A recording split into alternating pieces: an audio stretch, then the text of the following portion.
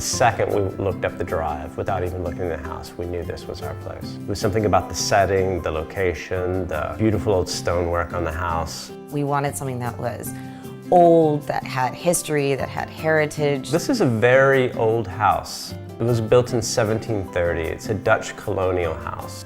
The history began to reveal itself as we began to do some restoration. When the fireplace was opened, we found 3 shoes in there. And they're clearly from the age of the house. Joe was extremely excited about them. I was like, oh my goodness, the house is haunted. Why do we have these shoes? Let's just get rid of them. I was terrified, and still am. This was a common practice from the Dutch colonists. They would each take a shoe from a family member, and it was meant to bring good luck and ward off bad things from happening. When we started finding things around the house or in the house, I think we loved the house even more. It was kind of like a walk through history that we got to participate in. We feel like we're caretakers of this place.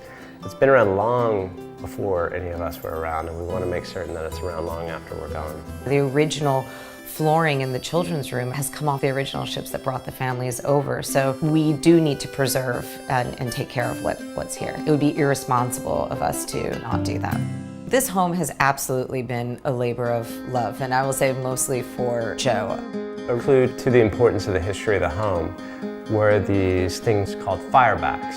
One that's in our main fireplace says CWK 1772, and it is an exact mirror from the same cast as the one in the Wine Coop home, which was the headquarters of General Washington during the Revolutionary War in this period, which is right down the road.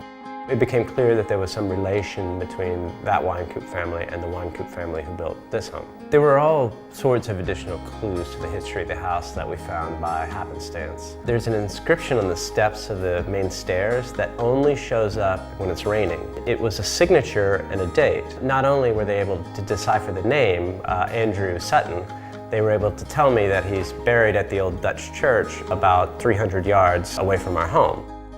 When you begin to discover all of these artifacts of the inhabitants of the house over the centuries, you realize that at some point, someone's going to discover something about you. You're really just a piece of it. So what legacy are you going to leave behind the house? I would probably want the children to either carve something in the stone on the steps or maybe paint something where there was another child that did the same thing. The original intention was quite different from where we ended up. We had planned on pulling out all the doors, putting in modern fixtures, making it a contemporary home within an antique shell. In taking off some of these fixtures and looking at some of the old doors, I began to appreciate the craftsmanship and the hours of work that it took to make a door 300 years ago.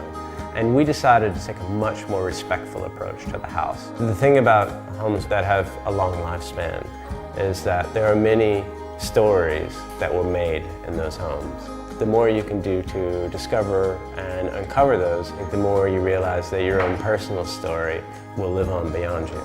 That's the beauty of a home with real history.